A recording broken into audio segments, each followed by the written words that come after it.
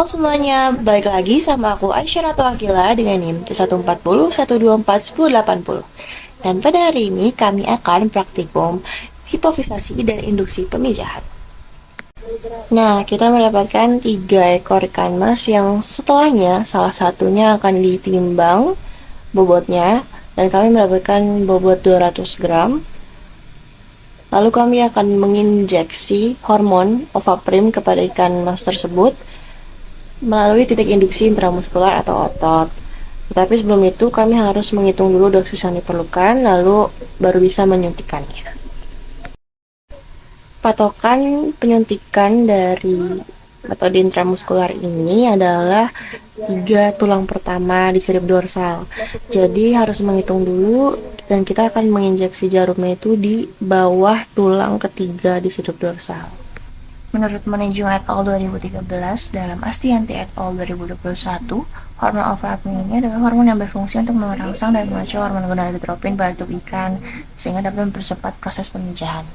Nah, selanjutnya kami akan melakukan proses hipofisasi atau pengambilan kelenjar hipofisa yang berasal dari kelenjar pituitari yang memiliki peran penting dalam sistem endokrin.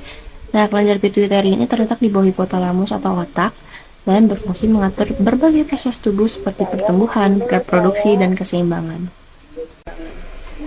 Nah, pertama-tama tuh kita akan memotong kepala ikan hingga terpisah sama badannya. Lalu kepalanya itu dikikis perlahan-lahan hingga terlihat otaknya. Setelah itu otaknya dikeluarkan dan kita bisa melihat putih-putih di bawah otak atau di sela tursika itu nanti ada namanya pituitary atau kelenjar yang akan kita ambil. Menurut Priyanka dan Singh 2023, induksi hipofisasi merupakan metode pemijahan buatan pada ikan yang dilakukan dengan memberikan rangsangan hormon dari luar tubuh untuk memicu proses reproduksi. Teknik ini digunakan ketika ikan tidak dapat memijah secara alami sehingga memerlukan bantuan manusia dalam prosesnya. Pemberian ekstrak kelenjar hipofisa yang stabil dapat memicu proses biotransformasi di dalam tubuh ikan yang akan menjadi molekul yang lebih sederhana. Proses ini menghasilkan hormon steroid yang berperan dalam mempercepat pemetaan gonad tahap akhir pada ikan. Nah, terus kita ambil pituitary-nya pelan-pelan karena dia sangat amat sensitif dan rawan hancur. Nah, ini dia pituitary yang kita masukkan ke dalam formalin. Berikut daftar pusaka yang digunakan. Terima kasih. Wassalamualaikum warahmatullahi wabarakatuh. Dadah. Assalamualaikum warahmatullahi wabarakatuh. Jadi kita hari ini ngebedah ikan yang sangat kecil, yaitu jadi segmentasi larva. Segmentasi larva. Kok segmentasi larva? Kok gelap kali, Kak? Apa sih namanya? Lagi di fase larva. Fase larva. Jadi di sini ada tukang bedah. Pada praktikum ini kami mendapatkan 3 benih ikan nila yang nantinya akan dicek jenis kelaminnya dengan metode acetokarmin. Seks reversal merupakan teknologi untuk mengarahkan perkembangan jenis kelamin yang biasanya dilakukan pada fase larva karena pada tahap tersebut jenis kelamin masih dapat diarahkan melalui perlakuan tertentu. Biasanya perlakuan ini tuh memiliki tujuan untuk menghasilkan populasi yang berkelamin sama atau tunggal, dan manfaatnya adalah mendapatkan ikan yang pertumbuhannya cepat seperti pada ikan nila ini yang memiliki laju pertumbuhan lebih cepat dibandingkan dengan ikan betina. Dan menurut penelitian Konda et al. 2021, ikan nila hasil dari seks reversal memiliki sistem pertahanan yang lebih kuat. Nah, perlakuan seks reversal ini tuh punya beberapa metode seperti metode oral, perendaman, dan penyuntikan. Dan identifikasi jenis kelamin akan dilakukan dengan metode pewarnaan acetokarmin. Jadi setelah gonad diambil dari dalam perut ikan, kita akan taruh di gelas objek dan kita cacah menjadi setipis mungkin.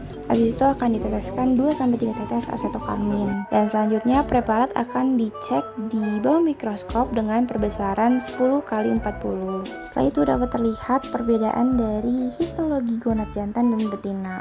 Histologi gonad jantan ini terlihat tidak beraturan dan tidak memiliki inti sel, sedangkan histologi gonad betina memiliki inti sel dan terlihat lebih beraturan. Dan berikut merupakan daftar pusaka yang digunakan. Sekian dari aku, terima kasih.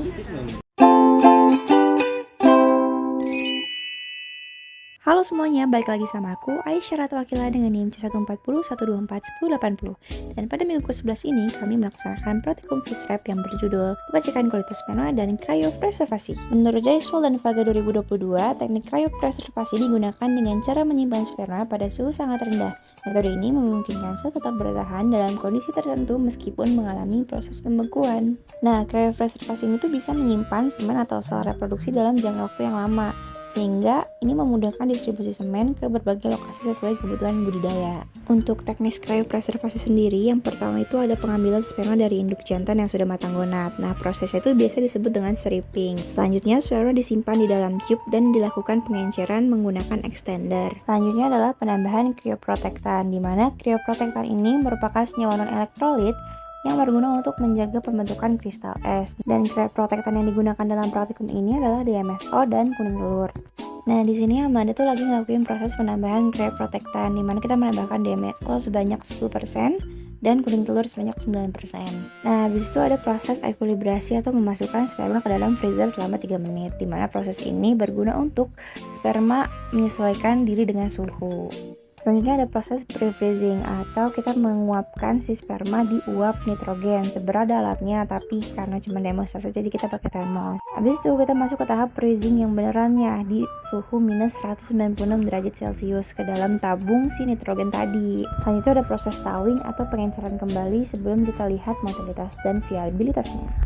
Pengecekan motilitas dan viabilitas ini dilakukan sebelum dan sesudah proses kriopreservasi untuk melihat gimana sih ketahanan dari si sperma tersebut setelah dipreservasi. Jadi yang pertama kita tetesin dulu spermanya ke atas gelas objek dan diberi air untuk dilihat motilitasnya. Nah, ini kelihatan spermanya udah mulai bergerak sangat aktif. Selanjutnya untuk uji viabilitas atau ketahanan dari spermanya kita tambahin pewarna eosin. Nah, ini bisa terlihat kalau misal sperma yang berwarna ungu atau merah tadi artinya dia menyerap eosin, di mana sperma itu telah mati karena dia udah nggak punya perlindungan di kepalanya. Terus kita lakukan lagi uji motilitas di sperma yang udah di kriopreservasi. Bisa terlihat nih kalau di sini spermanya kebanyakan terbawa dengan air atau tidak bergerak. Bisa kelihatan juga di viabilitas kalau hampir semua sperma berwarna merah atau ungu, alias mereka menyerap eosin dan artinya sudah mati. Nah, kenapa sih hal ini bisa terjadi? Kalau menurut Roma et al. 2019, hal ini terjadi karena spermatozoa itu terus mengalami metabolisme, tapi larutan pengencer itu nggak terus ditambahin, jadi menyebabkan penurunan metabolisme sperma karena udah nggak ada suplai nutrisi. Nah, kalau perbedaan pola gerak biasanya dikaitin sama proses pembentukan sperma yang nggak sempurna atau gangguan pada fungsi sel. Dan ini daftar pusaka yang digunakan. Sekian dari aku, terima kasih. Dadah!